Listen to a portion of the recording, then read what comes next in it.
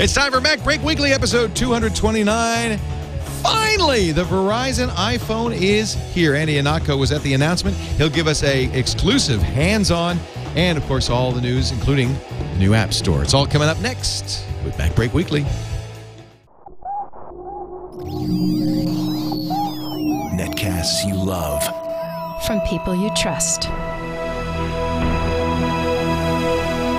This is Twit. Bandwidth for MacBreak Weekly is provided by Cachefly at CACHEFLY.com. This is MacBreak Weekly, episode 229, recorded January 11th, 2011. F yeah! MacBreak Weekly is brought to you by FreshBooks, the easy online invoicing service that gets you paid quickly and makes you look professional. Get started with a free package at freshbooks.com. And by Gazelle, the easy way to sell or recycle the used gadgets lying around your home or office. Don't just sell it, Gazelle it.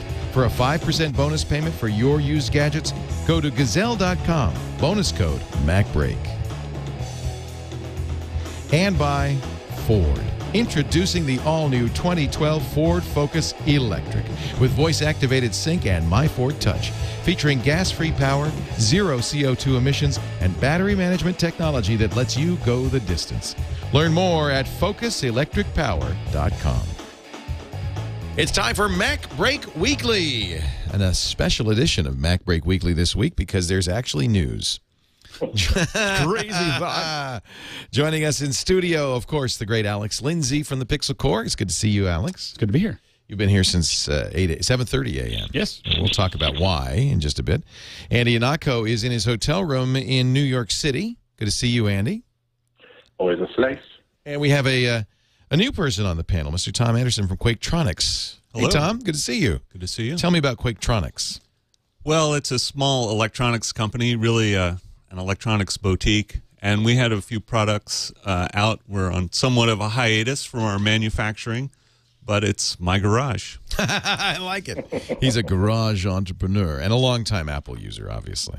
Yes, I am. Yeah, we'll get to the news, and there was a little bit of news this morning, Just a little. and we actually have a great clip of video which we're going to show in just a moment of Andy Ihnatko. You were at the Verizon event this morning. Yep, and you can tell that it was hosted by Verizon and not Apple because they timed it perfectly so that we can talk about it on MacBreak immediately afterwards. Had it been Apple, they'd be doing it right about now. Exactly. Yeah. Well, we're gonna we actually have we don't have video of the announcement because they did not stream it, and as far as I know, they still haven't put it online. Although by the time this comes out, who knows? But Andy was there, so I'm going to get your impressions. But before we do that, we have some video we're going to roll in of Andy demonstrating the Verizon iPhone. And we'll be getting to that in a second. Thank you for doing that, Andy. Just part of my job, man. I'm the sheriff of intellectual property. I'm just going to here ride these rails. You didn't get any pushback from anybody? Because you were using Skype, so you obviously were... Because there's this principle that my parents told me about called the right time and the right place. So that it was just at a demo station. There's obviously the units were there to be shown off, and of course I was polite enough to make sure that everybody who talked to me knew that we were streaming live. So yeah, no, it was. And they didn't say, "Oh, turn that camera off" or anything. No, but if anything, they complimented me on my clever suction cup mount iPhone camera stand. What were you suctioning cupping? What was it? What was it attached to? Was it attached to your head? forehead? No, unfortunately, a leap off the top of my family fridge at age 6 put too many divots in my head to make a suction cup mount stick to that surface. No, it's in general, I find that usually whatever table they use is going to be porous enough that it'll stick well. If not, at least it's a wide rubberized surface. Oh, that's clever. I can't kick it out very much. And as I said, right now I can just simply stick it to a window and get lighting and support. So you come in the door and you plop your suction cup down. I've never heard it referred to as a suction cup, but okay. And you say, I'm in the house. Let's get going with this thing. You ask quite politely, is it okay if I shoot some video? Hey, Seidenberg, I want to shoot some video. Well, actually, Seidenberg wasn't there, the CEO of Verizon. It was the CEO of Verizon Wireless. And Dapper Dan. We'll talk about the event, and we'll show you a little bit of the Verizon iPhone. I guess I should say, in case you're just tuning in, maybe you were asleep. Yes, there is a Verizon iPhone. Yes, it is on Verizon. Yes, it's an iPhone 4 with a CDMA chip. There is no GSM. There is no 4G. There's tethering. And a hotspot. Hotspot, yeah. And the antenna has been moved but not improved. And that's pretty much the story. Same prices. Sound button is in a slightly different place, we think. Oh, really? Yeah, so it looks like they're going to have to make new cases. All right. Well, we'll talk about all that in just a moment. I do want to welcome a brand new sponsor to the show. A company actually I've used for a long time. Before I had people, I had FreshBooks. When I was doing it myself, when I was doing my own invoicing, I needed help. You know, now I have literally a staff of several people doing the invoicing, the Frederic and Lisa, and we have a CPA.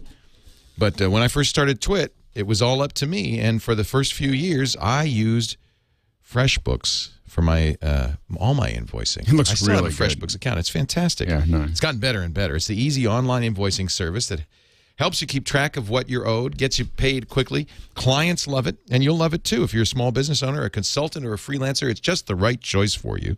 You know, the thing about invoicing in general that I've learned since I started my little company is that it's all about cash flow. It's all about making sure Yes. That's really a good way to put it. It's not about how much you make. It's about when you make it. It's about getting the money in the door. Yeah, and having something that's automated, that's going to sort that stuff out, that's going to keep track of it is gold.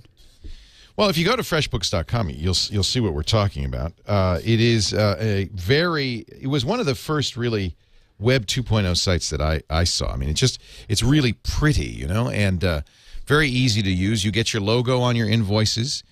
They've got 2 million users. There's got to be doing something right. You can upload your logo. Your clients can download a PDF. Some clients like getting the invoices via email. Some clients like having a digital version. They can, and some like printed versions. They actually will send them printed invoices as well.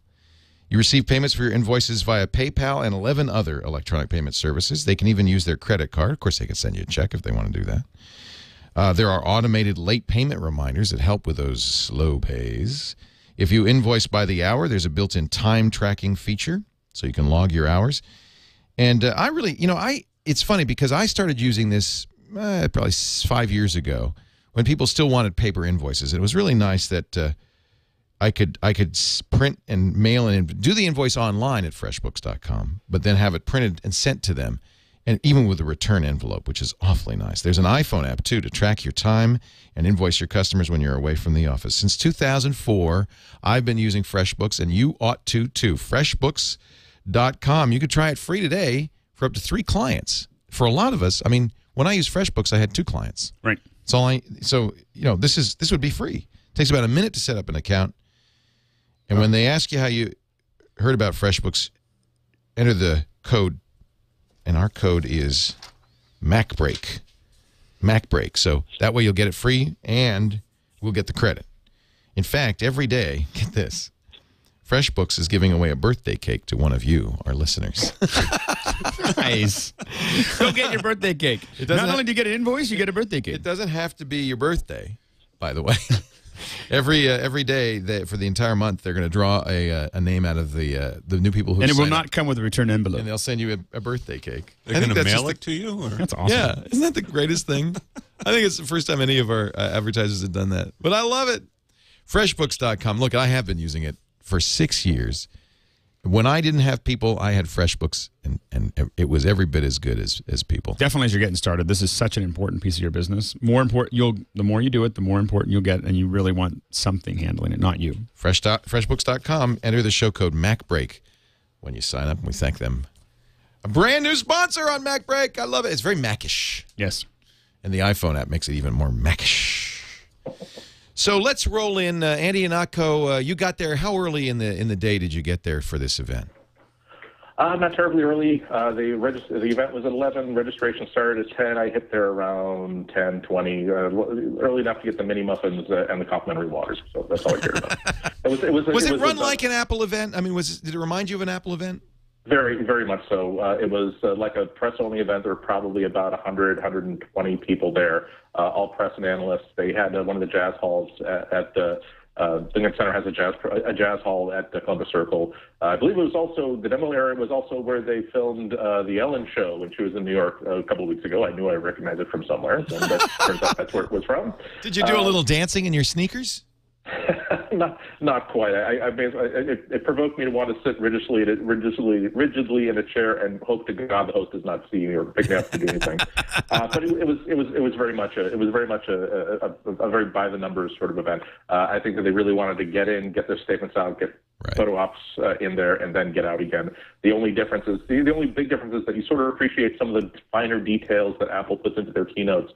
For instance, it made me remember why Apple always makes sure that when they do the keynote presentation and there's that big screen behind the speaker, it's always black with some white text on it.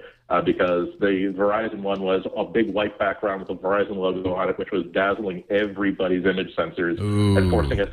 So basically, everybody in the room had a choice between either getting a good shot of the person speaking or get a good shot of the logo, and you could not get both of them, and the logo always lost out. That's a stumble. That shows that somebody who doesn't. Well, it's not a stumble. It's one of those details that only you go like this after the fact, and you realize that okay, that's. It's just it shows that they don't do this enough. Exactly. But it shows. But I think it just reminded me as I was fiddling with my camera settings, trying to figure out how many stops to overexpose. You don't have a white background on the stage. Apple always thinks these things through. Yeah. But what surprised me was that they must have I was talking to the guys earlier about how John Oliver of The Daily Show, he was there. And he apparently is doing a bit on the iPhone announcement. You'll see it tonight. You'll see it tonight. 5 minutes before, but it's still like 5 minutes to 11. We're all just still like making sure that our Twitter feeds and stuff are working. And suddenly I hear from the middle of the room someone jump up and shout at the top of his voice, "F yeah!" And my first thought was, okay, I saw the mini muffins and the free water. I didn't see the open bar. Did I miss something? Because it is the morning. And so it was John Oliver who said that, and then demonstrating why I'm a big fan of his and why I would not want his job for $1 million. Something apparently technically went wrong, so we had to do it again a few minutes later. Take two, John. Can you get up and annoy everybody one more time? Exactly. It's like he proved to me that the guy that I know from the Bugle podcast is the real guy, because the last time I saw him, he was like trying to make himself look as small as possible in that chair. I hope I don't. No, you're not going to make me do it again, are you? You're not going to make me jump up and swear again. Oh, I'm fundamentally a very nice person who's very observant of the needs of other people. Let us, or maybe somebody's saying they needed coverage for another angle. Yeah. Maybe the crowd reaction to him saying "F yeah." So Andy saw the keynote, and we'll talk a little bit about that in a moment. But really, what everybody cares about is the phone itself. There's not a whole lot new in the phone. It is, as I said, it is EVDO, not 4G. It is not LTE. It is not GSM. It is. I was hoping they might use the Qualcomm chipset and have both GSM and CDMA in the same phone. That would have been a cool thing. But no, they'll be making a different unit for Verizon and AT&T. AT&T still has the phone. Verizon has a contract. They wouldn't say for how long to sell the phone. And it will have only one feature that seems, superior to that of AT&T, and that is the ability to do a mobile hotspot of up to 5 users. Yeah. And we don't know. They say we don't, and will not announce the pricing yet. The phone will They're very, very careful to stay away from any kind of data plan discussions. Yeah, which is interesting. It sounds like they're still thinking about it. Not a good. That doesn't bode well for us.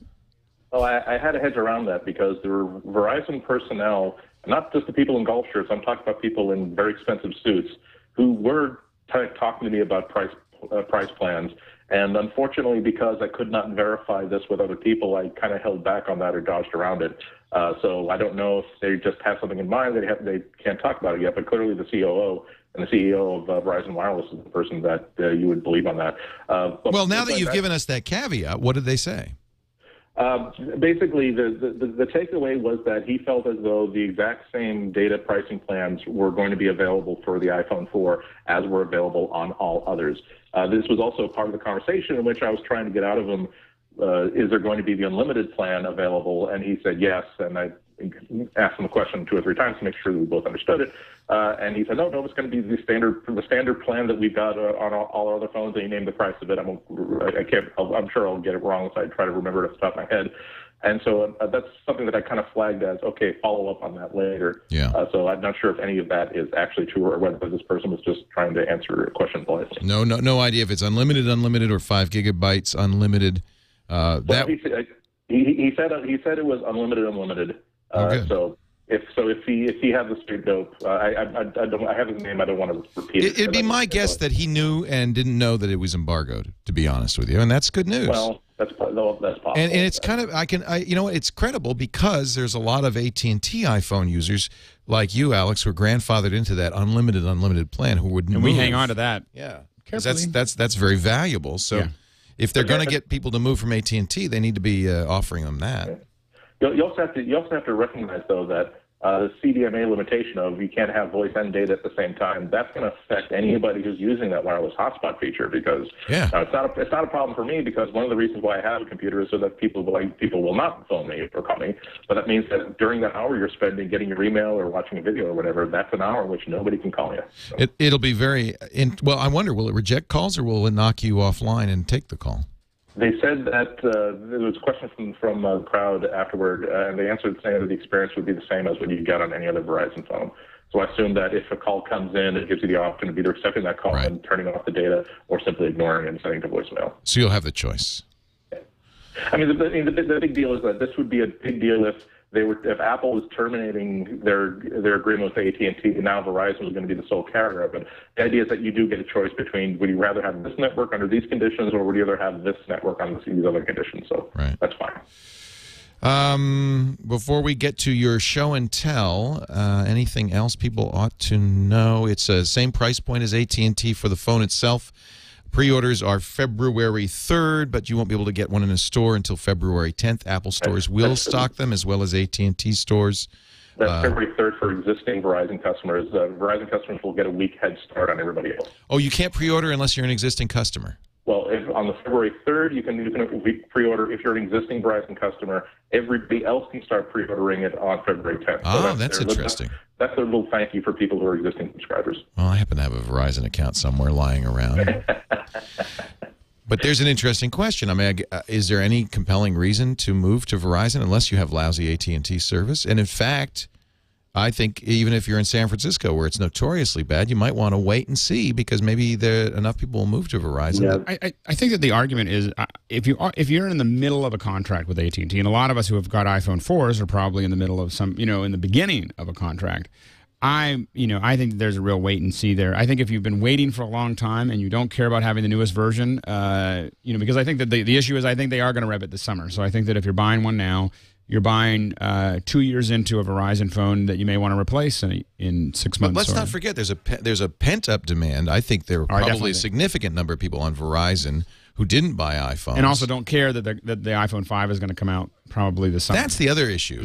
And that's why Steve Jobs wasn't at this event, is that in 3 months or 4 months, they're going to announce an iPhone 5. We would assume. And it'll be on Verizon, I would assume also. Yeah. I mean, I think this summer, by this summer, we're going to see an iPad and a Verizon and a new iPhone. And there will be, by the way, they intimated there will be Verizon iPads as well. There aren't no announcement yet, though. Yeah, right? well, that was part of there are a couple of recurring themes, and everyone from both Verizon and Apple hammered home that this is a multi-year ambitious partnership that it was implied spread way beyond just simply having the iPhone. So nothing was announced, but anybody who thinks that the iPad will not be coming to Verizon anytime, that's a good chink in that argument.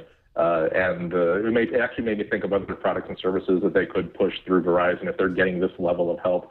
But remember that this is the whole reason why you bring 3 very, very top-level company officers into a room with 100 analysts. You want to have those statements I kept coming back to the analogy of when a NASCAR driver switches to a new team, it has to be that photo op where they thank the sponsors and how exciting this is and how they're going to do great work together.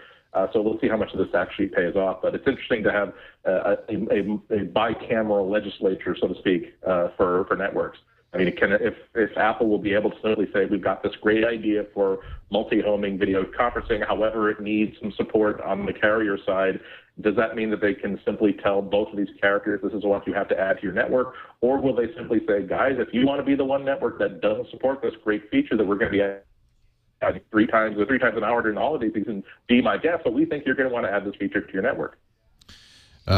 Francis Shamo, who's CFO of Verizon Communications, told Bloomberg that there will be a native Verizon iPad, an iPad from Verizon with a 3G chip in it. So that is going to be or CDMA chip. Yeah. No. Well. No, EVDO chip. They want CDMA is for the voice, so it'll be a 3G chip. Okay. I would imagine an iPhone 5 on Verizon would be an LTE, would be a fourth generation network, iPhone 5, and I guess on AT&T, unless AT&T, I mean, all they have is HSPA plus. Right. Well, and they probably want them to start and not have everybody jump on LTE at once because of all the unknowns about the demand it's going to cause.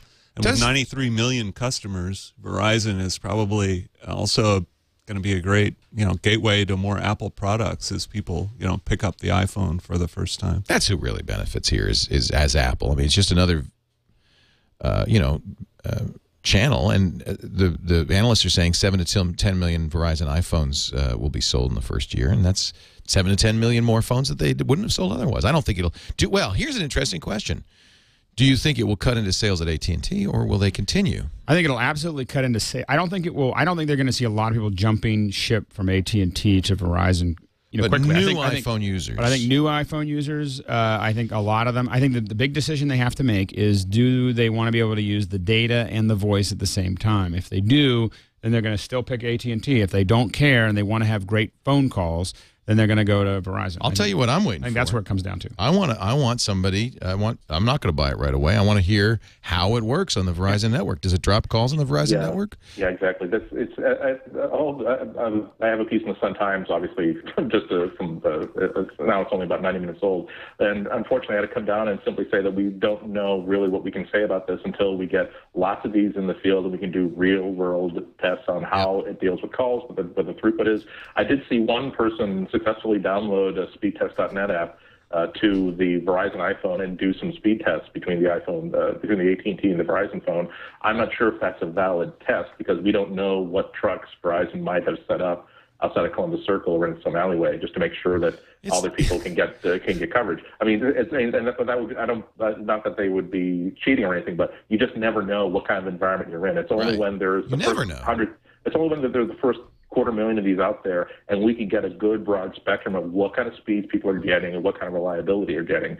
I would predict if I've had enough AT&T phones and Verizon phones come through my office to suspect that the difference will be that on the AT&T iPhone, the highest speeds you will be able to get will be faster than the highest speeds you can get on the Verizon phone. However, you'll find fewer places when you can't use the Verizon phone because of weak coverage. That was a critical, a very important statement. I want to repeat because that's exactly how it needs to be phrased. The theoretical maximums are better on AT&T than Verizon.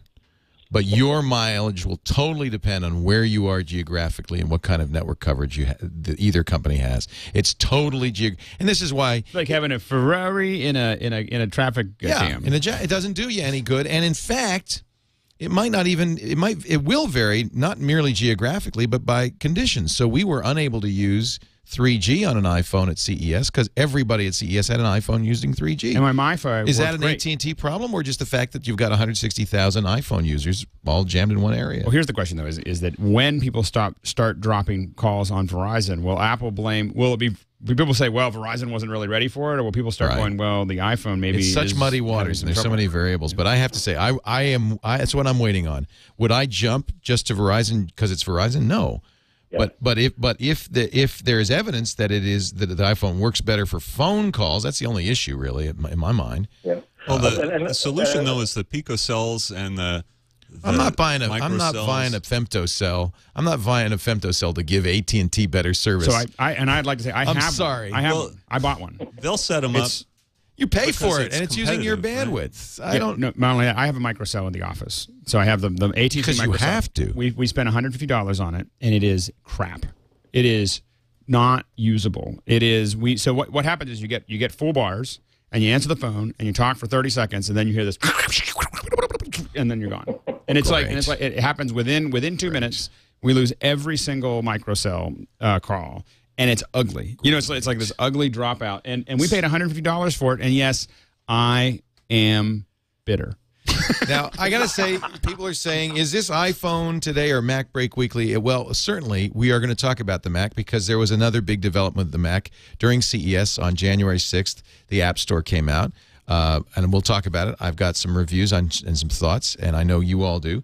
But I want to get to Andy's hands-on on the Verizon iPhone. We're going to cover this a little bit more. It is, hey, there's no doubt it's the big story. In fact, had this broken at CES, and I think this is why Apple and Verizon declined to do so, it would have been the big story at CES over all others. This is a big story. We've been waiting for this phone for a long time. But there is a little bit of Mac news, and we're going to get to that in just a little bit. Before we get to Andy's hands-on with the iPhone from Verizon, I do want to talk a little bit about our friends at Gazelle. This is when they make their big bucks. This is when they justify their existence. There's a new phone out. What do I do with the old phone? You don't sell it. You Gazelle it. You have an iPhone 4. You can probably get most, if not all, of the $200 that you'll be spending on that new iPhone back by bringing your iPhone to Gazelle.com. Of course, this is a very cool site. The way Gazelle works, you go there right now, Gazelle, Gazelle.com. You enter in your gadget, and by the way, 20 categories, 200,000 unique items. Most of the gadgets out there are available. If you go to Gazelle.com right now, it'll tell you what they'll pay for it. You tell it what conditions in, what parts you have, and all of that stuff. Based on that, they'll give you an estimate of what it's worth. You get a box. You throw all your junk in the box. They send you a mailing label so you don't pay for shipment, and then you send that box to Gazelle. Their experts look at it. They wipe all the data. You don't even have to wipe the data from your old phone. They'll do that for you.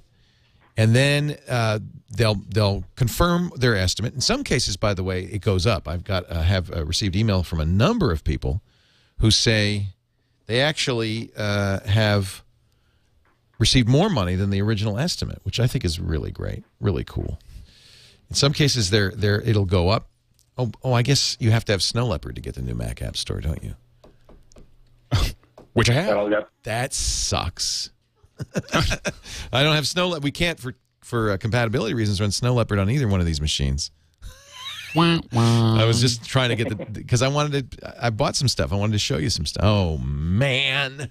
Including my pick of the week. Oh, man. Sorry, I didn't mean to interrupt you, Gazelle. Sorry. Gazelle.com. Now, if you go there, you get the estimate. By the way, they show you a graph of the value of the I'm curious what the value of an iPhone I was just 4 trying to is. get to that right now. I was looking for Yeah, it. there are a lot of people going to Gazelle right now. So Yes. most of the time when the new iPhone comes out, Gazelle will give you close to the $200. But you'll see the graph, and it'll be going down quickly. So don't waste any time. And here's a way to get a little extra money. If you use the offer code MacBreak on checkout, they'll give you 5% bonus over and above. Are you Someone on the forum says $345. No. Wow. Which is by the way, that would be, if that's true. I'm not sure if that's actually. Oh, someone said $430 now. Anyway, so Well, let's try it. Wait a minute. But if that's true, that means that would cover your AT&T penalty cost and a lot of your iPhone 4 if you wanted to go to Verizon. You could just trade it. Now, it does depend, as you can see, it's not $345 for a 16 gig. Leo, I'm not seeing any video here. I know, I'm sorry. $430 for a 32 I'm a gig with moron. cables. Yes, we're seeing a lot of $430 for a 32 gig plus cable. So that's your 340. Well, it's 345. Their site is being minus slammed 10. right now. Yeah, Everybody so it's runs slow. there. Gazelle.com. I'll tell you what, don't sell it. Gazelle it. It's really a great deal, and this is a good time to get rid of that old iPhone. If you want to go to Verizon, there's just no better way to do that. Kindles, Nooks, and other ebook readers, about $100. iPhones range from $20 to $200 depending on condition. MacBooks about $600. It's a great way to upgrade. And boy, we all have gadgets lying around. Gazelle.com. Use the offer code MacBreak. All right, let's go to the video we have of Andy and Playtime. It's about 10, 15 minutes Playtime at the. They always have a demo. Apple always does this. I've never heard of Verizon doing it. This was clearly an Apple event, right? Andy got an invitation, but I didn't. Gizmodo didn't. It was an Apple event, obviously, right? Not that he's bitter. No, I'm not bitter at all, but that's kind of how I knew that it was going to be the iPhone, because Verizon surely would have invited Gizmodo, right? But they didn't. They were obviously working off an Apple list. And because it's an Apple event, they had the little demo booth. And Andy Ihnatko took his iPhone and his Skype and gave us this report.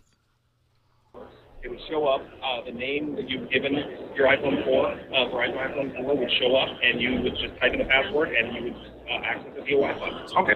So, but what I mean is that if I have, if I had like an Airport Extreme base station, all the things I can do if I have an Airport Extreme base station in the room, except for connecting to the internet. Like if I wanted to do like a iChat between my MacBook and my iMac in the room, it will just function as a regular base station. Like, it is all that. I see what you're saying. Yeah. That's how it works with the MiFi. Very good. Yeah. And up to, as was explained earlier, up to five connections. Up to 5. Now, is there any pricing information on whether or not that'll be an added feature, or whether that's just something you get with your data plan? So that is a great question for the Verizon representatives here. And I happen to have one right now. Oh, hi. Very good. I'm just looking at I'm Andy Ihnatko. I'm streaming this to MacBreak Weekly for Nick. I'm with the Chicago Sun-Times. I double dip. So I'm talking about the personal hotspot feature. Now, is this going to be an add-on feature, or is it going to be part of my basic charge, as part of my basic data plan? We'll have to pay extra to get the personal hotspot feature on the iPhone 4. I believe it will be part of the basic plan. Part of the basic plan, so no added cost for it. Right, as far as I understand. Okay. Well, here, do you have any information on what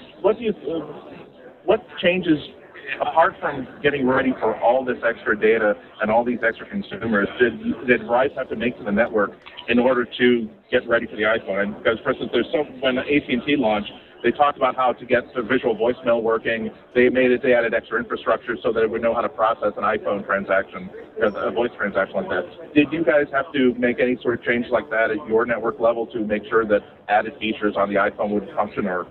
I think the major thing we did was just ramp up capacity, and we've been doing that for years. From our perspective, it's really the demand that we're trying to stay ahead of, so you have enough headroom. Right. To stick to it. I think from our perspective, just that consistent investment year after year is make sure when we do have additional customers on, like we're able to meet the demand that we're going to see, so we know we're going to see. Okay, but it is feature for feature the exact same experience. Apart from the extra feature of the personal Wi-Fi hotspot. I'd let this gentleman talk to that. I could talk to the network piece. So okay. I'm sorry. I didn't get your Sheldon name. Jones. Sheldon Jones. Yeah. Thanks for talking to us.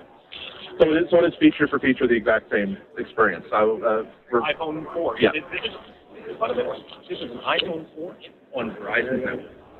All of the great hardware features, from the beautiful Retina display, the A4 processor inside, all the gyroscope. On the back, you've got the 5-megapixel camera that iPhone 4 that you have on your AT&T network up to now. Takes HD video, fundamental other hardware. You'll see on the bottom, it's got the same speaker, mic, 30-pin connector for the iPhone ecosystem. Fundamentally, it's an iPhone 4 on Verizon network. So FaceTime, I can be. Oh, actually, no, that wouldn't. So what happens if I'm having a phone call over FaceTime? Regular voice phone call. Well, I still simply tap a button and go to FaceTime. If you're in a Wi-Fi network. Okay. That's not affected by the CDMA limitation. I guess it wouldn't be. FaceTime feature, as you know and love. Yeah. All the time on Wi-Fi, of course. Same thing as on the iPhone 4. It is an iPhone. Yeah, okay. That's what I was.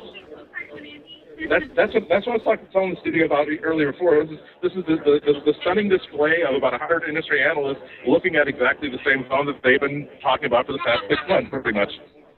Now, one thing I did notice is like the well, at the bottom is missing like the international like certifications, like the CE mark. Is that because that this is just a U.S.-only phone, or is it a production sample that hasn't actually been certified yet?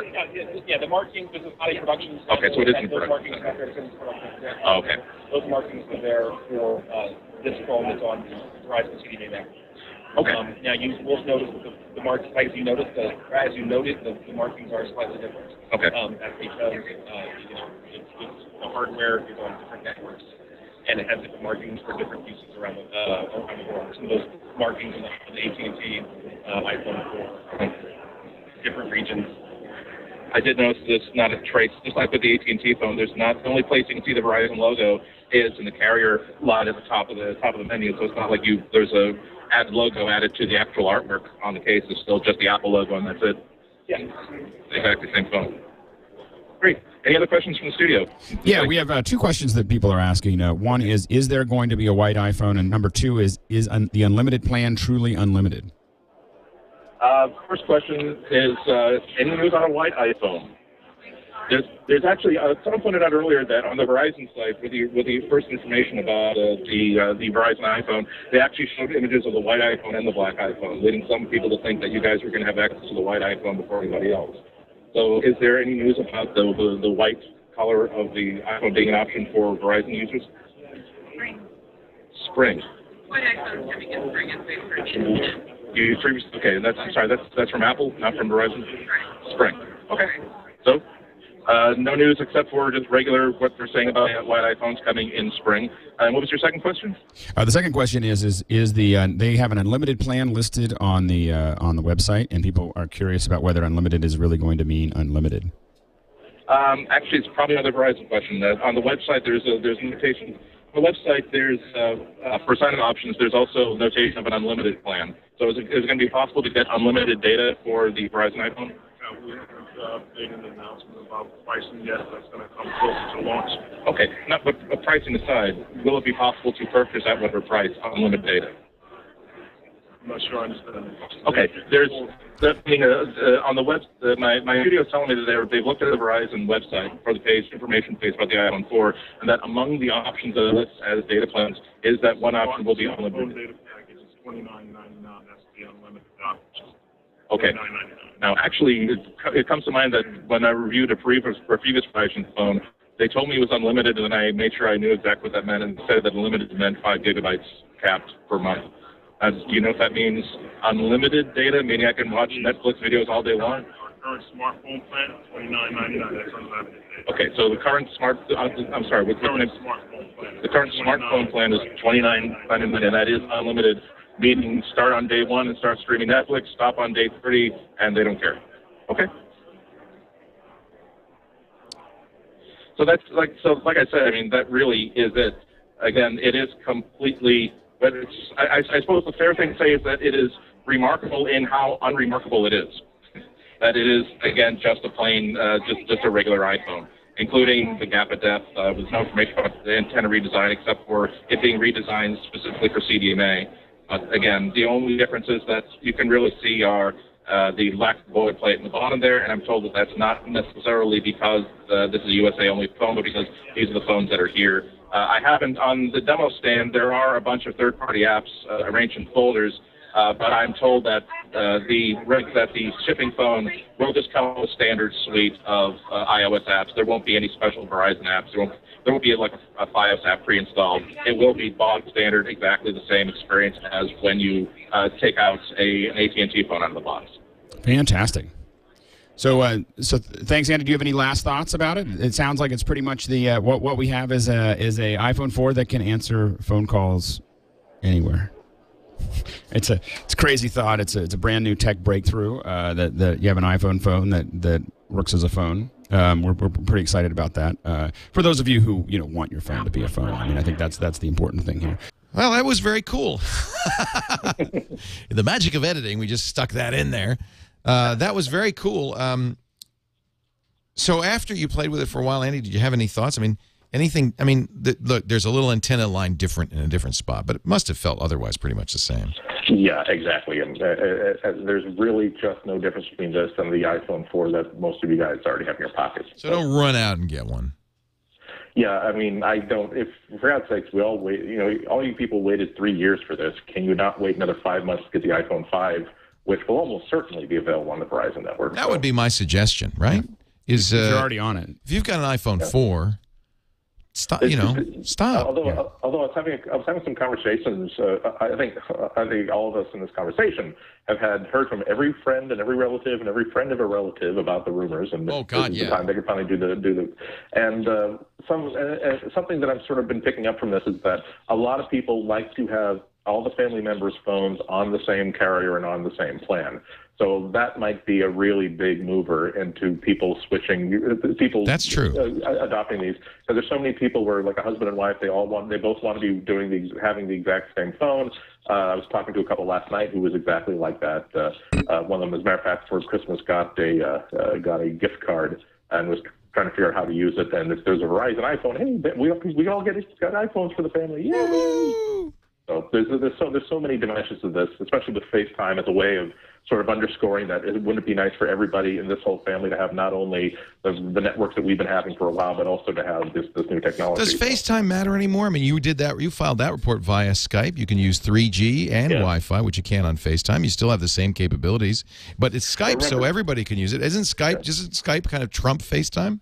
Not really, because FaceTime is a button on the phone that appears every time you make a phone call.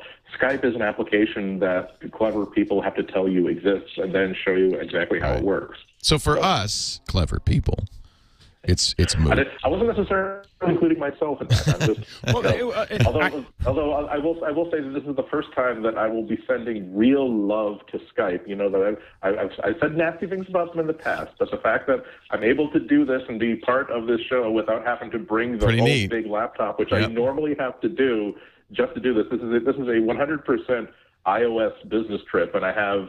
And I have a Skype at least partially to thank for that. That's pretty awesome. Yeah, I think Apple has missed an important window and is missing an important window with FaceTime as they. What could they have done to preserve their lead? They need to make it something that's widely available to developers to be able to incorporate FaceTime, into their applications, incorporate it through Skype or whoever else. But anybody who wants to build a video application, it should be easy. It should be a library that they can simply say, and then I want to get a FaceTime call, and boom, I've got access to that. Rather than make it this kind of, I think the test case is going on too long. Yeah, and I think that's the thing that Apple has really missed the boat on. And I don't know how. I think Tom, do you use FaceTime ever? No, I'm still on the 3GS. Oh, Tom, you're like me, still back with Leopard. Well, I'm waiting for Verizon. We can't use all the new. Were you? Will you switch? Yeah. Oh, interesting. So we do have somebody who'll switch. Sure, I'm ready. Like February 3rd? As soon as it's available. I guess you have to wait till February 10th. I think so. Are you under contract? No, I waited.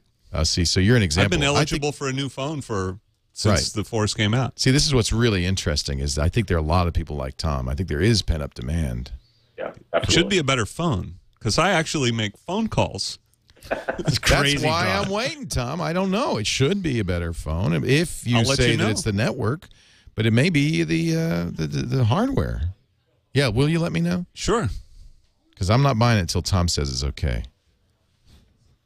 I'm waiting. I'm waiting for you, dude.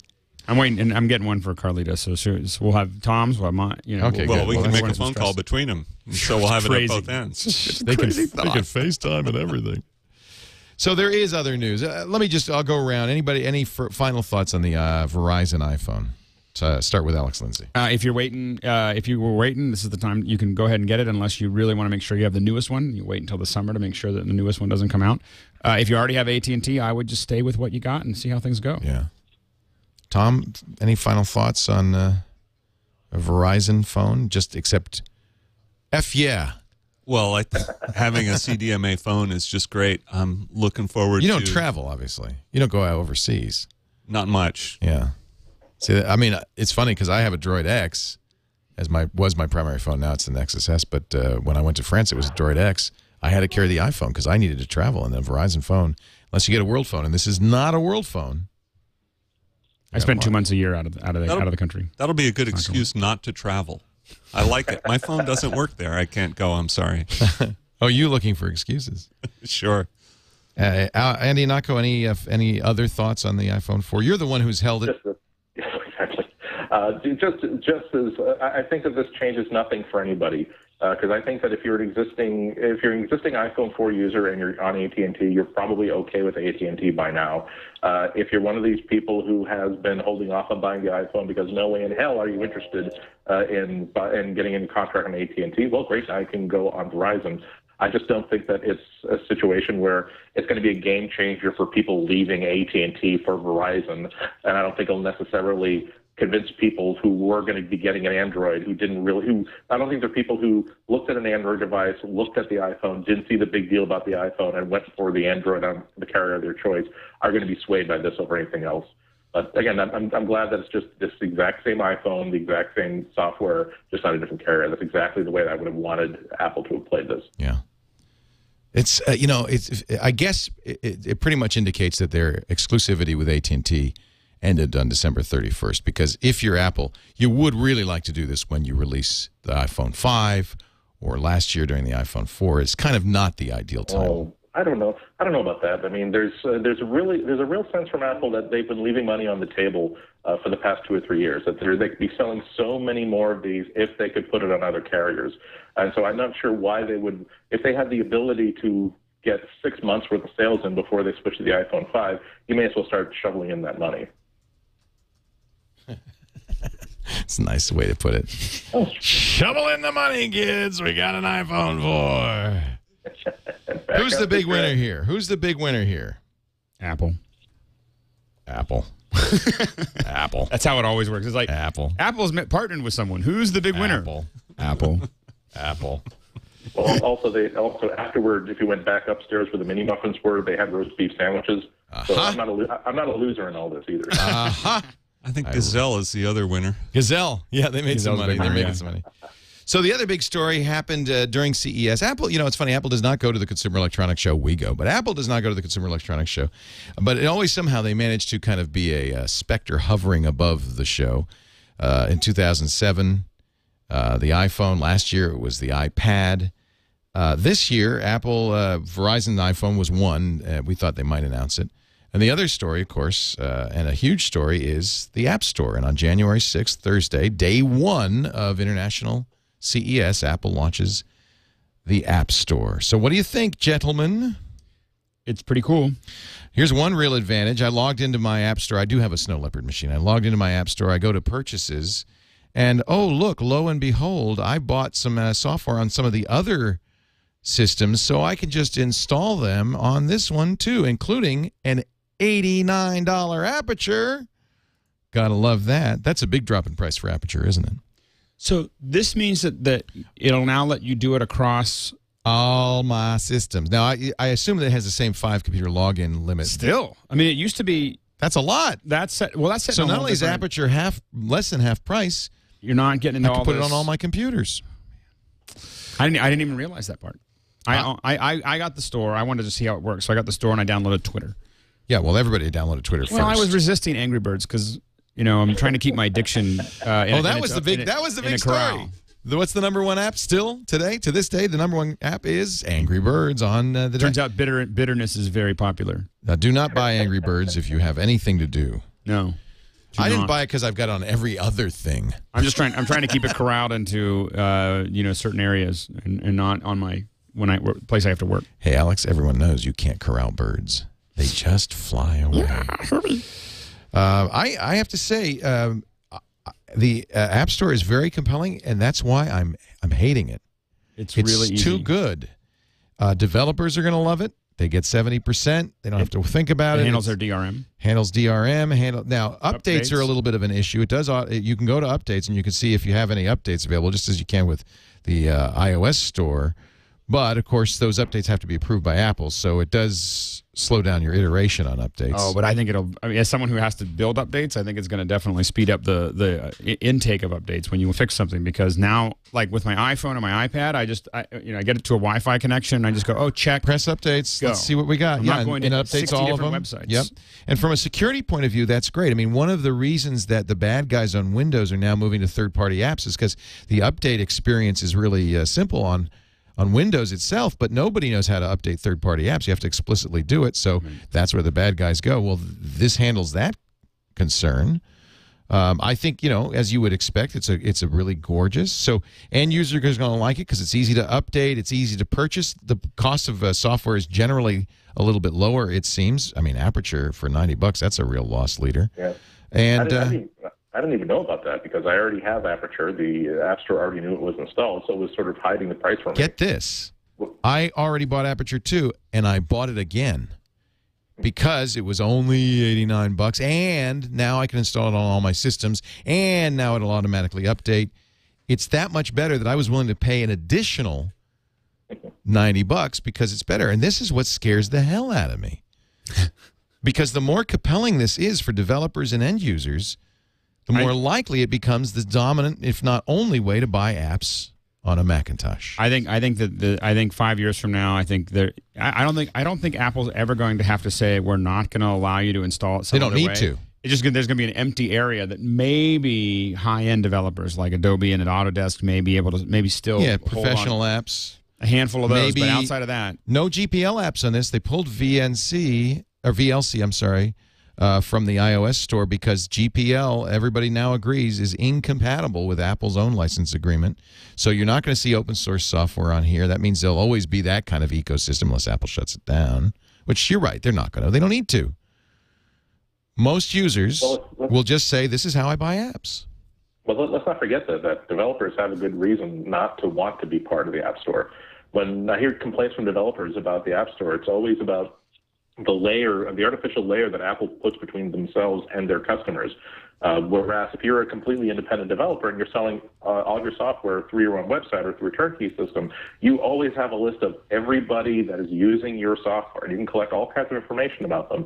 And here we're not talking about marketing information you can then send to shady home remortgaging companies. Right. We're talking about information about how they're using your app, why it crashed, you need to get crash reporting, I believe, through the App Store. But they believe that the idea that they don't have a list of all their customers that they can get in touch with to say, oh, by the way, we found a problem with this and here's the reason why we're fixing it. Please go to this link for a full explanation. By the way, Apple is characterizing this as beta, but they did push it out in a system update, and they didn't say what else was in the update, so most people who are security conscious and reliability conscious do all the system updates. So, I mean, even if you didn't want the App Store, even though you might say, hey, it's beta, you're going to get 10.6.6, right? I mean, nobody's going to turn their back on it. I was kind of surprised. I thought they might do App Store as a separate download, but by bundling it into 10.6.6, they're really saying you must get it. And it's a great. There's no reason not to. It just feels like iTunes for apps. It doesn't seem unreliable in any way. I mean, there's no reason not to get it. So the only barrier is Snow Leopard? You have to have Snow Leopard, which is an interesting barrier, isn't that?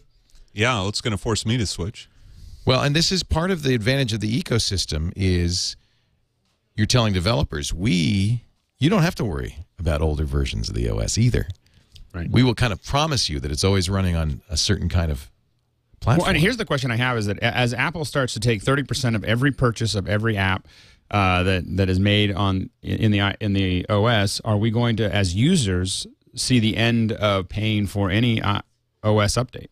I mean, we're getting iOS for free. Might as well. It seems like as we get 10.7, I think $30 is virtually free. And I think $30 is what we're probably going to see 10.7 be, not $129 or whatever. And I think that by 10.8, it's free. Like there's nothing, because Apple's going to make so much money on the apps, they don't need to sell us.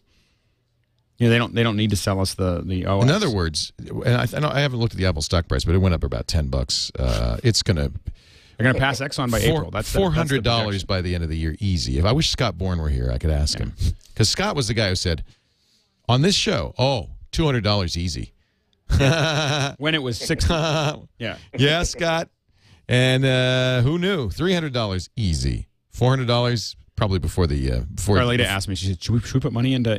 Well, I'm. By the way, do not take stock advice from us. No, please, dude. I don't buy tech stocks. I don't own Apple stock.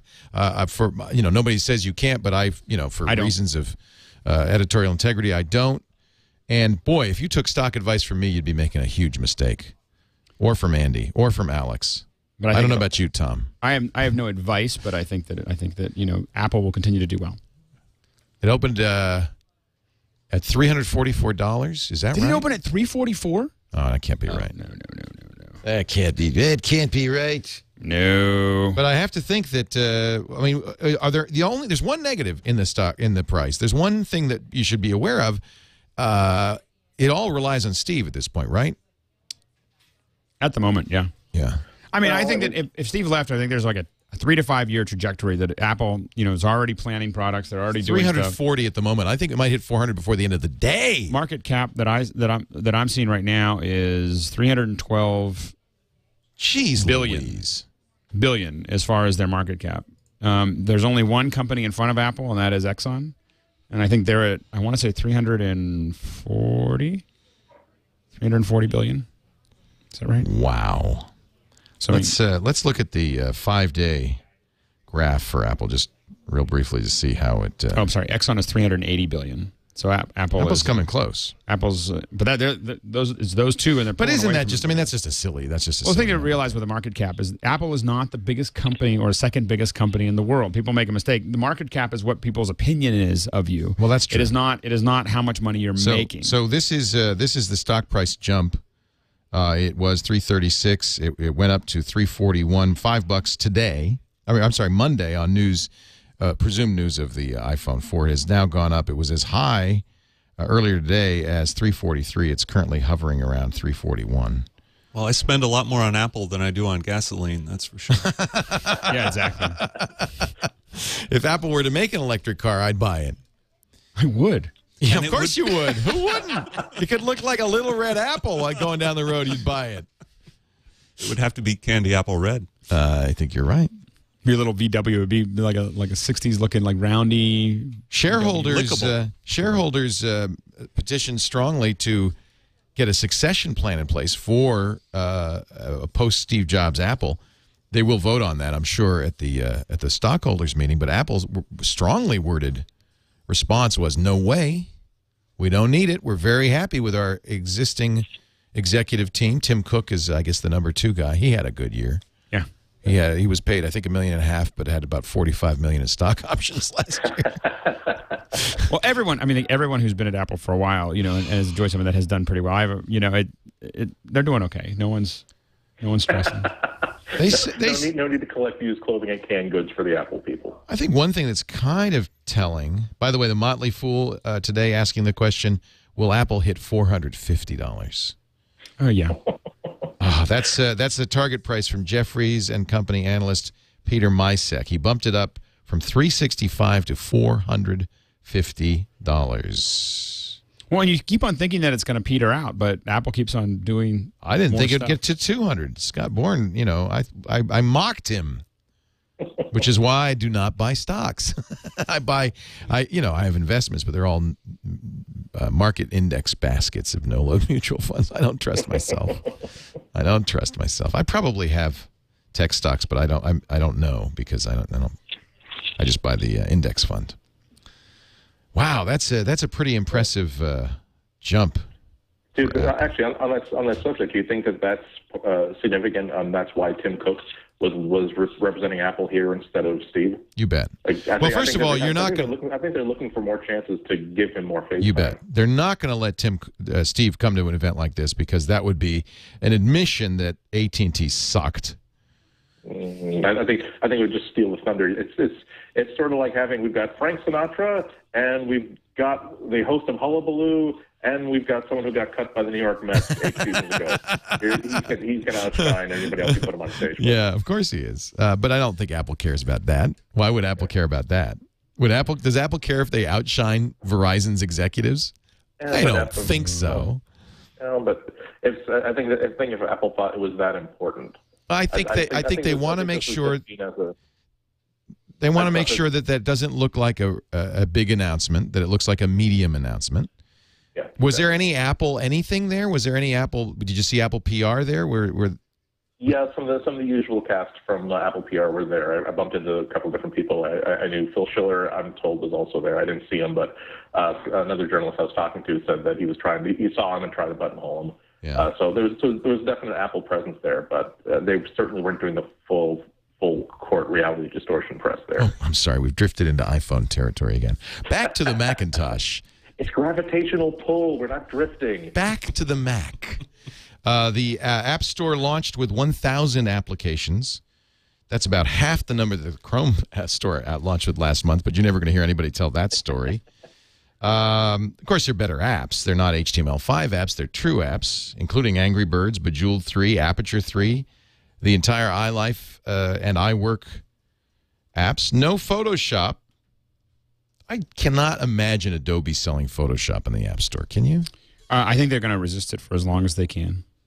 I wouldn't say that. I would say never. I wouldn't. You know, I think that the issue you're going to have is that that companies, people doing stuff like, you know, some image editing programs on like Pixelmator, those types of things. Yeah, they jumped on that, and they should. And they're going to make a lot of money. They're probably going to make more money in the next month than they have since they launched Pixelmator. And this is why developers will love this, because they're suddenly in the spotlight. They're in the limelight. It's less money. I believe $30. I think Pixelmator is a little bit more expensive. The pricing is interesting because, of course, Aperture $80. That's $120 off. But iPhoto, iMovie, and GarageBand, if you know, they're $15 each. So yeah, I guess that's less than the $70 you'd pay for the iLife, right? Pages, Keynote, and Numbers, $20 each. Less than the whatever it is. Pixelmator, when it came out, the last time it was reviewed, I believe it was $60. So it's half of the price that it was when it was on the web. Is anything more expensive on the Mac store than it was before? I think that would be suicide. But then there's weird stuff like, and some really, by the way, overpriced stuff. There's some games I saw and stuff that $20 or $30. They've just, I think that the pressure is going to be on, because we're used to the prices of the iPhone store. The pressure and the iPad store, the pressure is going to be on these guys to lower prices. But I think also it is with a centralized DRM. I do think that why not? You're going to actually make more money with a lower priced app because you're going to have less piracy. Even if there are 5 installs, yeah. So that does come to mind another complaint that I've been hearing from a lot of developers, that Adobe might just be saying that they don't want to put their prestige product in the scrum of existing App Store reviewers. Yeah, because somebody might say it's better. Well, not just that, but there will be people who say, "Why does this cost $500? Right. This should be free." Right. It's basically preview with layers. Why is this $500 when there's this other app that costs $10? This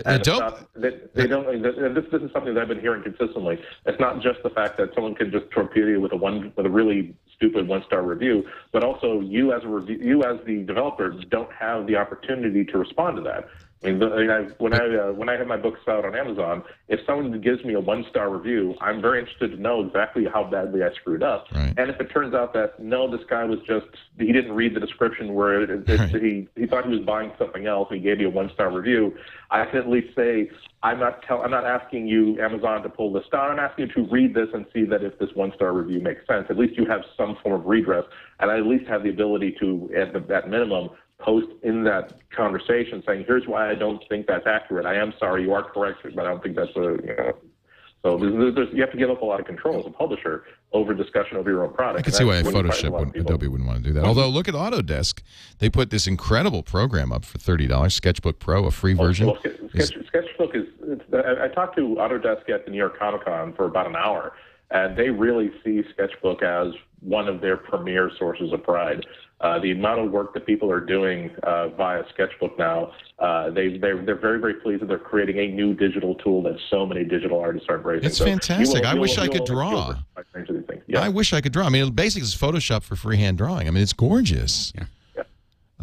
And for $30. So Autodesk sees this as an opportunity. I think anybody who's not Adobe. And Autodesk for quite some time has been experimenting. Now, what we're not seeing yet is, we'll know Autodesk is committing when Smoke for the Mac is on the App Store. Smoke for the Mac is $15,000. And by the way, Apple's not putting its Pro apps on here either. You don't see Final Cut Studio. Not yet, but we're expecting an update. According to Steve, a kick-ass update. Will it be on the App Store? Will Apple put its money where it's? I think Apple has to. I think Apple has to. When they're supposed to release it before April or May. I mean, according to Steve Jobs, he responded to somebody's email saying that we're going to. I think very interesting. I think Apple has to put their money where their mouth is. I think if they say this is a Mac App Store and everyone should be using it, they're going to put their own Pro apps on there. And I don't think it's that big of a risk for Apple, because I think that the Pro apps are not where the Steve I is focused. So I think I think using this as a doesn't mind doing that. Well, they almost have to. You know, they'll have to really scrub their code for all the GPL if they're. Well, that's a big issue. I mean, even the developer tools have Well, it's GCC. Xcode is GCC. But it's free. Compiler. But Xcode's free. But right. But to get it, But to you put can't it put it on on the the App store. Store because, Right. well, and this is a question. We should get Eben Moglen or somebody on. He crafted GPL3. I'd be very curious, and he's an attorney, what he says about that. But it seems to be the consensus among people like the creators of VLC that there is a disconnect between the App Store and GPL. I know, Andy, you got to get going, so we're going to move right. Don't leave yet. Can you stay? I won't leave yet. Okay. Can you stay 5 more minutes?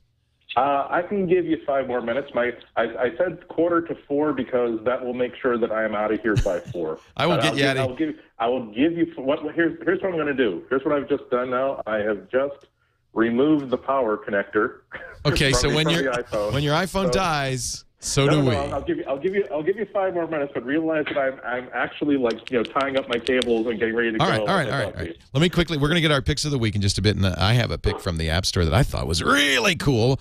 But before we do that, I do want to thank the folks at Ford who were so awesome at CES. I thought it was just really fantastic and very telling that a major American automotive manufacturer would announce a massive new car line at the Consumer Electronics Show and not at the Detroit Motor Show, which is coming up in 2 days. The all-new 2012 Ford Focus Electric is my next car. I cannot wait till it comes out. I sat in one. Beautiful. I mean, very, very nicely equipped. When is it coming for out? the price. They say next year. Okay. Not going to happen. I'm just looking at a note that has been handed to me. We don't have time. Can we get Paul Kent on next week? I'd like to. I'm sorry. We were supposed to do Paul Kent via Skype, but we're running really, really late on this. So we will defer that. I know Andy wants to talk to Paul, but so we'll do that. We'll do that next week. Sorry, Paul. But let me get back to this. If you go to Focus Electric Power, you can find out more.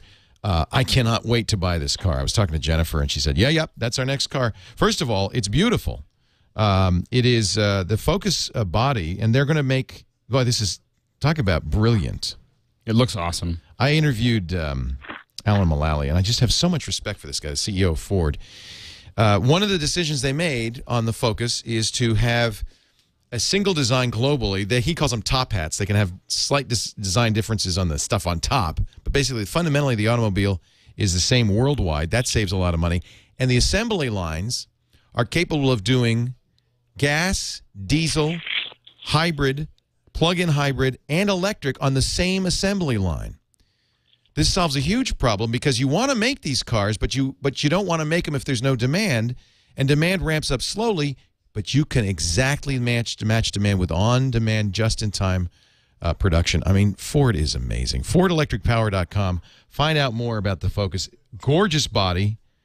I took a look at it. They're going to make it really easy for you to get the electricity into your house. Best Buy will come over. The Geek Squad will install it. Very affordable chargers. 3 hours charging. 3 hours charging. By the way, this has me stalling because I'm on the. Don't buy now. I was on the wait list for the Leaf. Yep. And I saw this and I was like, I might wait. They have an electric vehicle app for all smartphones that do things like give you achievements for smart driving. Brilliant! I'm telling you. This car company is, in the words of Gary Vaynerchuk, crushing it. I mean, you got to go to FocusElectricPower.com and read up on all the features. No keys. No, of course, no keys. Look at the charge port; it lights up. It's just they're the Apple of car companies now in terms of just attention to detail. They're just brilliant. And of course, it's got sync with my Ford Touch. Of course it does. It's the most amazing in-car technology out there. So you're driving a state-of-the-art consumer electronic device as much as a car. And of course, that's why they are at the CES announcing this. My next car. Battery management, entertainment, climate control, phone and navigation, all through my Ford Touch.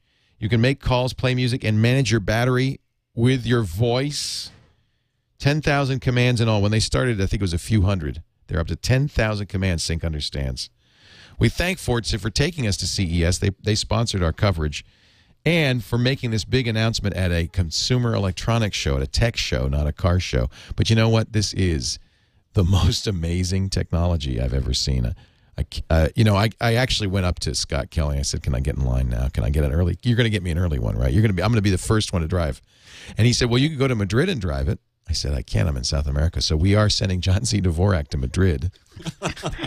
He will test drive in February. Next month, he'll test drive the Ford Focus, as will some of you, because they haven't announced the winners yet. But all I can say is, and I'm really excited. I wish I were going to Madrid, but Johnny C. will go. And I'll tell you, if you get a chance, go to focuselectricpower.com and take a look at what Ford has done. It is amazing. And I cannot wait. I actually, don't yell at me. I may trade in the Mustang for the Focus. I would. I think the Mustang's pretty amazing, but I'm not buying another car. Like this is my the CR-V, sweetest car I've ever last seen. Gasoline car I'm ever going to buy. And I'm telling you, fully equipped, I think it's $25,000. I mean, this is just amazing. I'm sure the electric will cost a little bit more. Should I go hybrid, plug-in hybrid, or I want to go all electric? I'm going all electric. I don't want any more gas. No more gas. I don't like the smell. And the technology in this thing. 23 kilowatt high voltage lightweight lithium ion battery system, regenerative braking. Charges with either 120 or 240, but if you got 240, charges in 3 hours. FocusElectricPower.com. Now it's time for your picks. That was my pick. I can't wait. But no, I have another pick. Andy Ihnatko, we're going to let you do your pick so you can get the heck out of Dodge. What do you got for us? Well, it's quick, it's stupid, it's simple. Since we're talking about Autodesk and other art apps, some people are not in the sort of artistic league where they can have multiple dynamic heads. And so this is a program called C64 Paint for the iPad. Wait a minute, Commodore 64? C64 Paint. It is basically a version of like a really, really hugely fat bits image editor. For the iPads based on like a commerce. So the idea is that it will actually let you, if you want to, have those sort of like landscape mode bits that were on the Commodore 64. But the idea is that it's kind of drawing with like a giant light bright, where instead of having like a million brush tips, it's just like big huge pixels you turn on or turn off. And so maybe you can't draw like a Mac into freehand, but this few number of pixels available, you can just sort of like, well, what can I do a 32 by 32 dot version of it? It makes any idiot look good.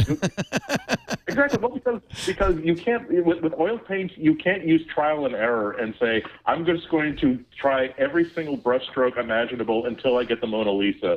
But with 32, you can. Multiple resolutions. But if you set it down to the minimum of like Mac like the 4.2 icon size, 32 dots by 32 dots, you can just keep like selectively turning things on until you have the best Mona Lisa possible in a 32 by 32 icon.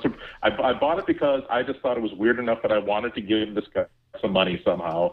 And I've actually been finding it, a lot of my playtime waiting for trains and stuff is used trying to see, well, I bet I can, let's see if I can capture the train station using 32-bit pixels. Yes, I think I feel the inspiration and the grant money is going to be coming very, very soon. You crack me up. Oh, thanks. Well, I do try. Thank you, Andy Ihnatko. How much is this app, just out of curiosity? I believe it's like cheap is free. I think it's like 99 cents to $2.99. It's and worth every penny. Steal it to heaven. Even in this economy, you won't even see. Andy, take off. Great to talk to you. Thank you for your sterling coverage from the iPhone Verizon event. That was just awesome. I'm just a central country boy trying to do my job, man. You rock. Andy Ihnatko, Chicago Sun-Times, and www.cwob.com. We'll see you next week on MacBreak Weekly. Andy, thanks. Take care. I guess, you know, I should have given our guest Tom Anderson the first pick, but since Andy had to go, I'll give Tom second pick. That's almost as good. Okay. Well, we were talking about some open source before, and I really like Socks, the sound exchange. I don't know that. And you can look at socks.sf.net or .sourceforge.net, and it's a Swiss Army knife for sound files, and it allows you to convert between all the different formats. It's command line only, so you have to enjoy the command line. I used that. It was a Linux. It was a Linux. Yeah. It's multi-platform. You can get source or you can get executables for Mac, Windows, Linux. You used to have Xcode to get the Mac version to run, but that's no longer required. They pulled in all the libraries from their distributable, and I use it all the time. It works great. It's SOX or SOCX? It's sox.sf.net. Yeah, I used it when I was trying to do an answering machine for They Might Be Giants, and it was so that they could take a dedicated Linux box, put a CD of their songs in, it would automatically rotate through the songs and play the song randomly. And the problem was the songs are on CD, and I use Socks and a number of other programs chained together with a bash script to pull it off, encode it, because it had to be an unusual encoding for the Zycel modem, the voice modem. And this is pretty much the anything to anything. It is anything to anything. It's a great little tool. And it does a lot more than just conversion. You can make things like test tones, or if you want to. So if you want a tweak up 1,000 your hertz stereo tone or something like that, and you want to check frequency response, it's very easy to hack together a little MP3 file that makes all sorts of bits and beeps and boops. I'm glad to know it's still around. That was a really useful. It was the only way I could have solved that one. Thank you, Tom. Tom Anderson is at Quaketronics.com or tomacorp.com. TOMACORP. That's correct. Not a corporation. We are not a corporation. Just sounds like one. Alex Lindsay, your pick of the week, my friend. So I forgot to bring my pick of the week, but I'm going to tell you about it anyway. Well, you suck. I know. I brought mine. I know. I realized I was looking around. I realized I grabbed the wrong bag. Anyway, I am going to pick the Owlie. We talked about it a little bit, but I didn't make a pick. So I ran into an Owlie on the show floor, and I interviewed him with our live view because it's so cool. So everybody, I think I probably sold like 20 of them at CES. Were you using it? Oh, I used it. So if you go to Alex Lindsay PXC at YouTube, just go to YouTube and do a search.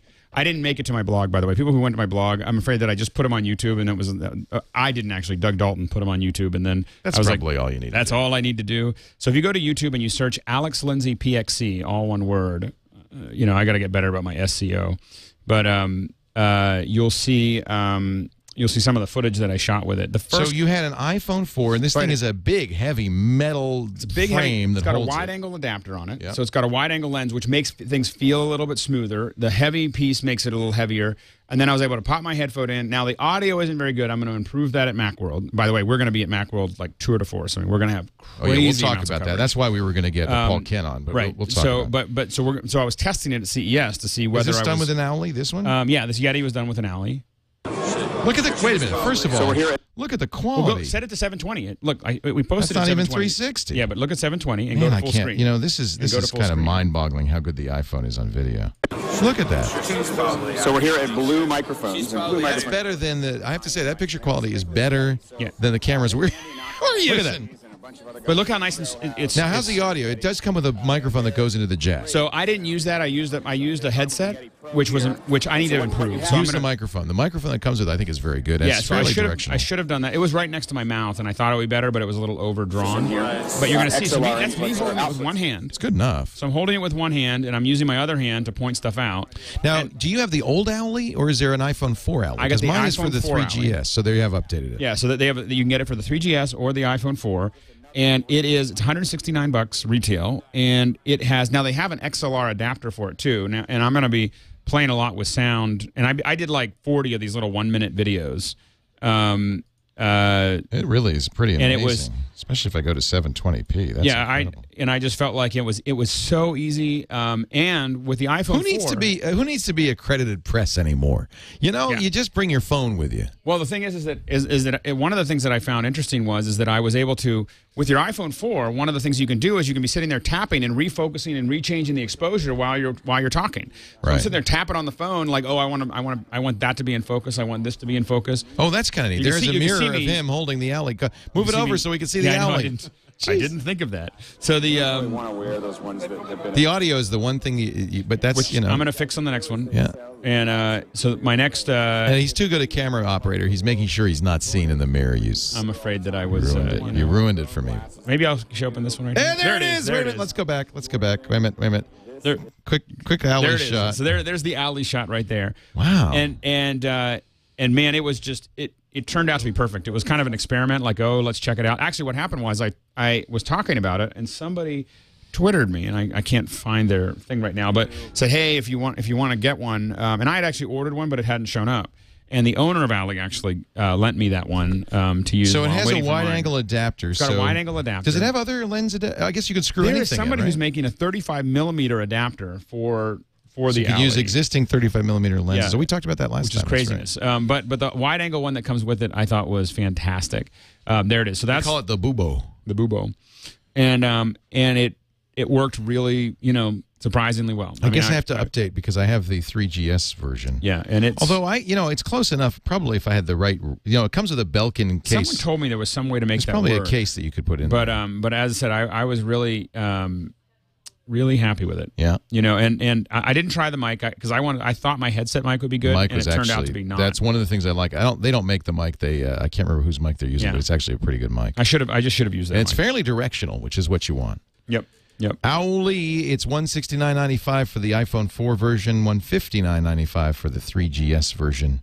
And that's everything you see here, including microphone, something else in a bag, the lens adapter, which really is important because you can get in pretty close. What happens is not only is it that you can get in close, but because it's a wider angle lens, it feels more stable too. Because you're not, good point. So you're getting in close, and it just feels like a much more stable shot. So it's not merely the heaviness of the hand. It's the fact that it's a 0.45 wide angle adapter on top of that. That makes sense. And as I said, I mean, it really was pretty key. Wow. I was pretty happy with it. Well, it's kind of neat that and you can go to a quarter-inch 20s. It's got like you can go to a trade show and get and really shoot everything. It's funny. I ended up using my phone to take pictures of stuff I wanted to remember for Regis and Kelly and so forth. And lately, I've been I post for pictures for people at events like this. And usually, several hundred people end up taking pictures. We started doing this, of course, when Tech TV started in 1998, and that was all film cameras. Those little Instamatic cameras. And then the Tech TV era ended up going through the digital transition, which is extremely painful. Somebody with a film camera comes up, take the picture, and you're done. Right. It was really painful. They have a Mavica that has to write out to floppy disk, or the battery doesn't work. It got slower and slower. Then digital got faster, and then it pretty much was like film. Now, 80%, maybe 90% of the people who want me to pose for them with pictures are using phones, camera phones, and it's slow again because they give it to somebody, say, "Where's the button? Oh, you're bad. Oh, it just turned off." It's just painful. Well, and what's happened for me is that maybe it'll get better. All of these little videos. I've been doing this for about a year and a half, where I take little videos to remind myself of what I want to cover the next day. Right. And I just decided to throw them up on YouTube this time around. And look at this. I mean, it's incredible. And it turned out. Here's your visit to MakerBot, to Breed Pettis' MakerBot, which is a wooden. I mean, come on. Here we are at CES, and he's got a wooden printer, and it works, and it was huge. Good for Breed Pettis. But it's great because you have this kind of it's very personal. It's personal journalism. And I have to say, the quality is spectacular. The video quality is great. Now, the booths are fairly well lit. This probably doesn't do that well in low light. Yeah, you probably less. I know that there were a couple places where it was a little grainier.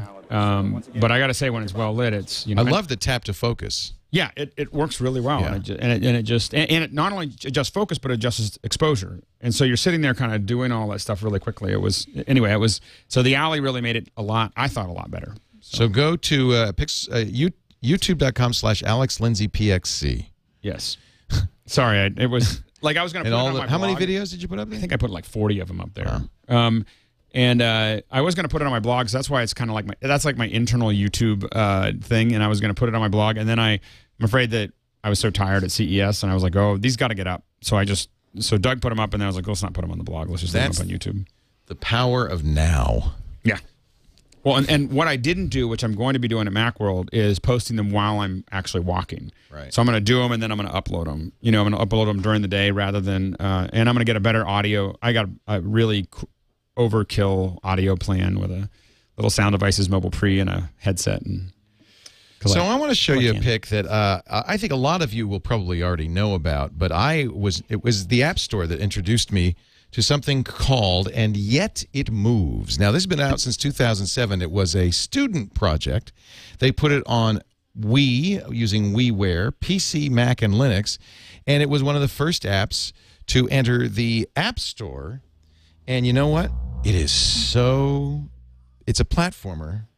It is so beautiful, I think, and so fun to play and so interesting. I think you're going to like it. So there's my guy. He's just going to walk through this rock area. He jumps with W. What is this? This is called And Yet It Moves. It is a platformer, and I can't remember. It was like $5. It's not very expensive. So I'm learning. This is the very beginning. Now you rotate this is what makes it interesting. You rotate the world like that. Whoa! Whoa! Whoa! Crash. So this is an absolutely fun game. I have to say, I really love it. The sound effects and the soundtrack is great. And you know, it's hand drawn. It's a physics game, and the problems get fairly complex. I mean, really at the very beginning. But you know what? Because I've installed it on all my Macs because it's an App Store install. And so, oh, now I got a problem. See, those rocks are in the way. So you know what I'm going to do? Watch this. Boom, boom. And, oh, there they go. Now, let's see. Can I jump over to this one? Whoa. Whoa, whoa, whoa. Crash. Anyway, you get the idea. It is really a fun game. It's called And Yet It Moves. That's and cool. It is very addictive. And what I like about it is its genesis as a student game that was then kind of put out on Linux and Mac and PC. It's also on Steam if you want, but you know, they basically put it everywhere. But I love it. It's one of the App Store games, and I found it because it was very highly rated in the App Store. And again, there's the advantage of the App Store, and that's why I fear it. I fear the App Store. I think it's going to be so compelling. Resistance is futile. It's resistance is futile. It's going to be so compelling to developers and users that I love the discovery. I would have never found this app unless somebody told me about it. But now I just go to the App Store and I go through the games, and it was one of the top selling games. And it's such a good experience. I fear for us all, Padawan learner. Let me just go into the games. And Angry Birds is top, but there are actually a number of there's And Yet It Moves, and they're just some really interesting. And I got to say, stuff if you're an app developer and you're getting it out now, you're really going to be absolutely happy camper. Launch sales 70% off. They say for a limited time only. I bet you they keep it 75% for I mean. I'm sure they're going to make a ton of money on a game.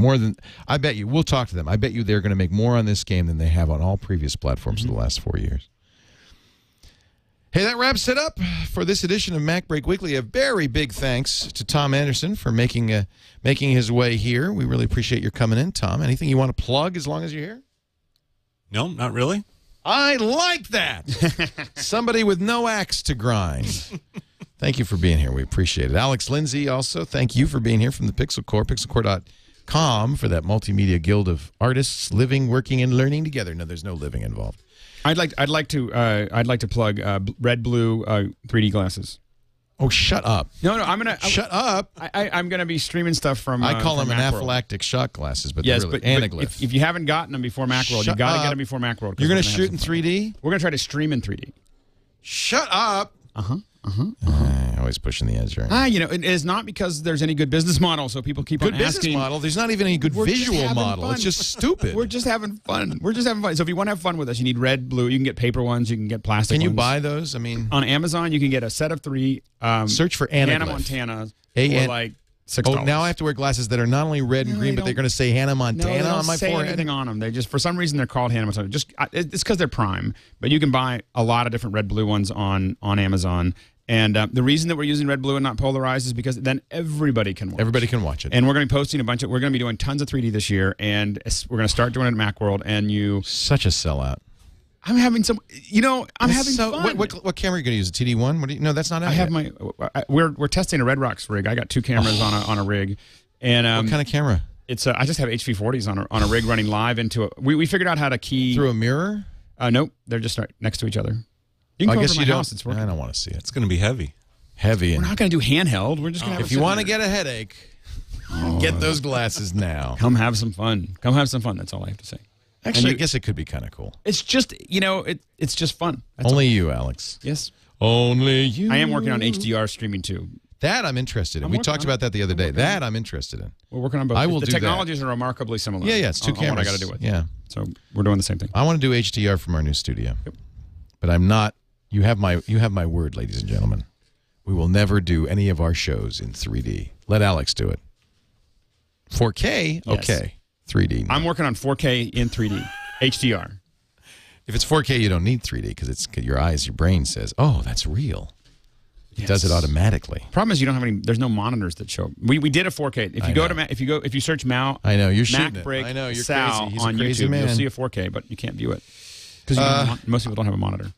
I will be here next week and the week after, but I'm going with Sal on a long cruise to South America in February. So I think you'll be doing host duties in February if you don't mind. Yep. Me and Andy are going to be tag teaming. And Macworld is when? Macworld is not next week, but the week after. So a week from next Thursday, we're doing Macworld Live, MacBreak Weekly Live at Macworld. Right. And we are going to be streaming fools. That's all I got to say. We got live You're not going to do, wait a minute. You made me a liar already. Is that MacBreak Weekly going to be in 3D? No. Oh, you sure? Well, if you wanted to, you just said nobody will never do in 3D. I could do it in 3D. Okay, let's do it in 3D. Here's what we'll do: we'll do a separate. We'll do a feed. That's what an idiot I am. How do you see it? You streams in 3D? What we'll do is we'll do a separate stream that's just 3D.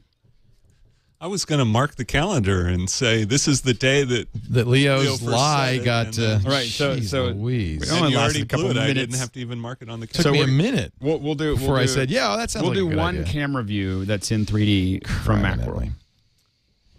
So January, I guess that's the 27th or 28th, we will be live with MacBreak Weekly on a Thursday. So we'll flip-flop our normal Tuesday record time with Windows Weekly. That'll throw the Mac people. They'll tune in for MacBreak Weekly on that Tuesday, and it'll be a Windows show. And where will it'll be in 3D. And then where will we be? Where will this be? We're in. We've got a booth in on the floor in West Hall. And Paul, we'll get you on to talk about Macworld Expo next week. That's exciting. So you're going to be there all show. And we're going to be doing some stuff from the floor. We're going to be doing a lot of 3D from the floor because we're doing a lot of 3D stuff at our booth. And then we're going to be wandering around, giving people like a real live. I'll have all the information next week, but people are going to be able to ask us questions as we go from booth to booth, and we'll be able to ask people while we're doing it. So we're going to do we're going to be doing streaming, a lot of streaming from Macworld, going from not maybe every booth, but a lot of the booths, and letting people play along with us. So it's going to be a lot of fun. And so we're 11 a.m. We're doing on the 27th. We're doing MacBreak Weekly. Can we have iPad today? We'll certainly shoot it there. Can we stream it? Yeah. We're going to have a live view there. Okay. So we have a live view too. I'm just okay. But we'll be able to stream it from there. So we will do both MacBreak Weekly and iPad today from Macworld Expo, January 27th. It's coming to San Francisco, January 26th through 29th. Get your tickets now. And we'll get Paul Kent from Macworld on next week to talk about what to look for in Macworld Expo. Thank you, everybody, for joining us. Now get back to work. Break time is over.